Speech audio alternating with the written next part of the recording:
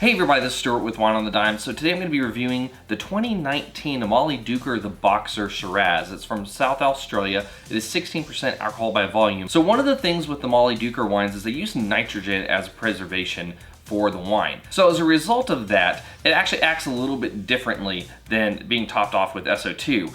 As a result, you have to do what's called the Mollydooker shake. Now, they say that after 2 years, you don't need to do it. So on this bottle, it even says until 2021, you need to be doing the shake. So I'm shooting this video in approximately early December of 2022, and so as a result, I'm not gonna do the shake. However, though, if you do have a bottle of wine that's within that 2-year period, you can go to their website and it actually has a video to show you how to do it. It's fairly simple, and I've told it actually makes a huge difference with these wines. So definitely go do that. So first, let's get started with the color of this wine. Oh, and screw top, +1. This could be an interesting episode. Come here.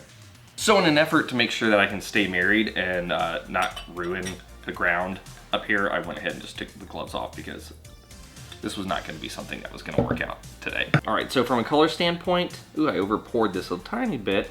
However, though, I am going to give you a deep purple, no artifacts, no cloudiness. All right, so on the nose, that has got some intensity on the nose. 1.5 inches before my nose even gets to the bowl, and this is an ISO glass, so if it had even more space to open up with, this would be even more intense. So on the nose intensity, I'm gonna say you're pronounced. So in terms of notes on the nose, I'm getting blackberry, I'm getting a little bit of plum. There's kind of like a black currant note going on.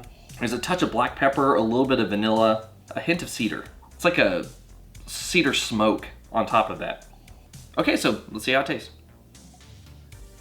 The palate intensity is even more pronounced than the nose intensity. Yeah, I mean, this just has a crazy intensity on the palate. It is even stronger than the intensity on the nose. So in terms of what you're getting on the palate, it matches the nose, except the intensity, like I said, is even stronger.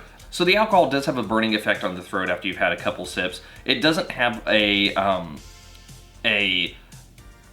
overwhelming effect on the anywhere between the approach through the finish, but it is a present element that is noticeable on there, and it does have a high alcoholic hit to it on the palate. But like I said, everything's so intense that alcohol being high, it matches the intensity of everything else.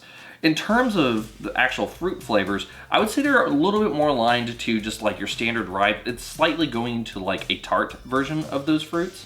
And also the acid is fairly high. I would not quite high, but I would say it's definitely medium plus acid. And with having a medium plus acid, it actually enhances some of those other tart elements that you're tasting on the palate and makes them taste a little bit more tart than they probably would be without having that level of acid. Finish is a solid medium plus finish. The secondary elements, like that smoke and the vanilla, they're present, but they're not powerful. I would say if the fruit is very pronounced, then you're looking at like slightly pronounced for the secondary. They're still there. They're just not as crazy intense as the primary elements. And the wine is dry.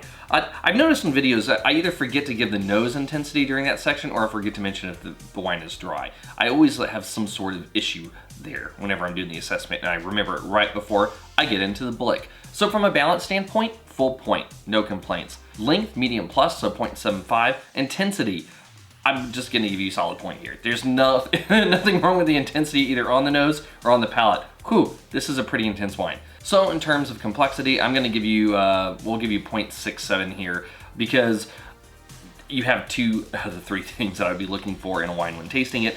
You're 2019, so I don't really expect that, especially with the fact that they treat this with nitrogen as a preservation agent, and it probably displaces the ability for oxygen to get through. I also don't know if these screw caps have any sort of porosity to them, because you can buy them with similar levels of porosity to cork or restricted porosity. So it just depends on what they're using here. So, but like I said, I wasn't getting any tertiary on this wine, so I can't give you a full point for it.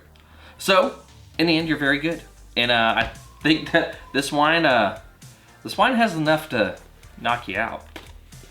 Yeah, that was lame. Anyway, this has been Stuart with Wine on the Dime. If you liked today's video, please like, subscribe, and comment. Have you had the 2019 Mollydooker, the Boxer Shiraz from South Australia. I'd be interested to know if you have. Leave a comment below, and I'll see y'all again soon with another review from Wine on the Dime.